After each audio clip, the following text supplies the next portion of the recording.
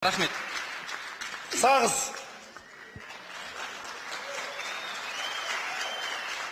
Сағыз жаңалықтары. Желініне жара шығып қатты қиналған бір сиыр, адамдар қатырап бір мезгіл дүкеннен алып шығуға болады ғой деп айтады дейді. Жаңа жыл қарсаңында Павлодар қаласында 38 миллион теңгеге жаңа жылдық шырша орнатты. Соны естіген біздің ауылдың әкімі, біздікі тиын екен ғой деп айтады дейді. Бағасы қымбаттап кетті дегенде естіген бір қасқыр, орманда қойды бекер сатып жүрдім деп айтады дейді.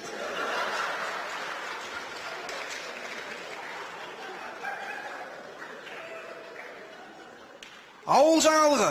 Жақында ауылда үйір ұстап жүрген бір айғыр, бүйтіп айғыр болған құрсын, әйелімнің айтқанынан шыға алмаймын деп айтады дейді.